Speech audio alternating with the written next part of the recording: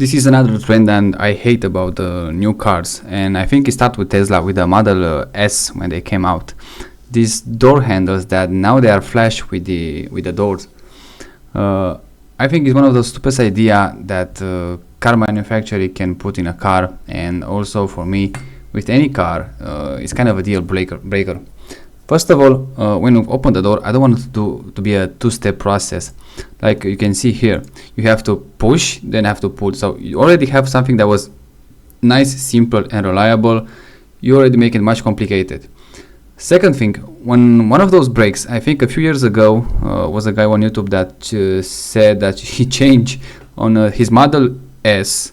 He changed like 3 out of the all 4 handles, and every single one of them it cost $1,000. And I don't know if he included label or not, but either way, $1,000 for the handle, that's insane in my book.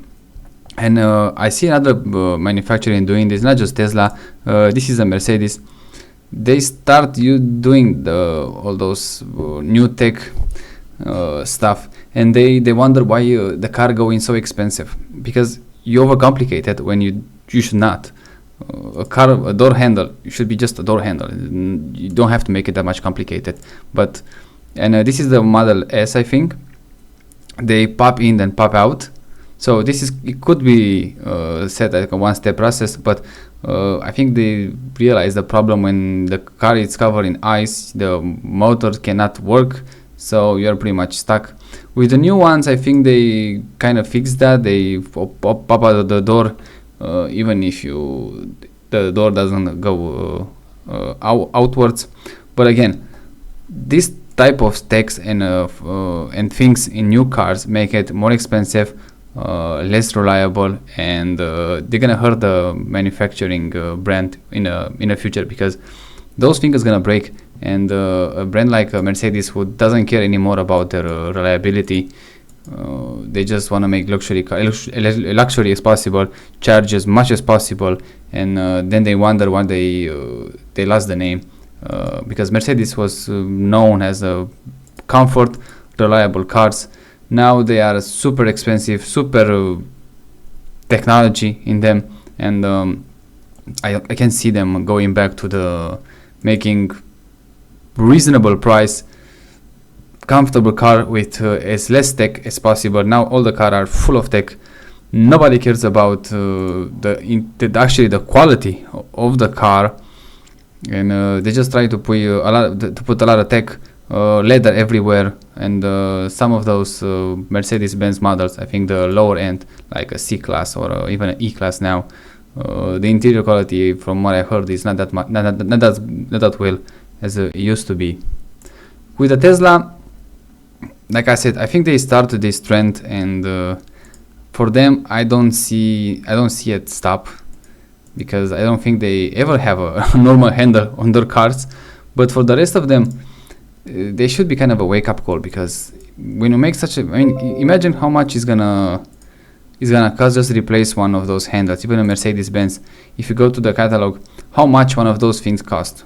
A lot of money. And I'm not okay even with those keyless enter keys.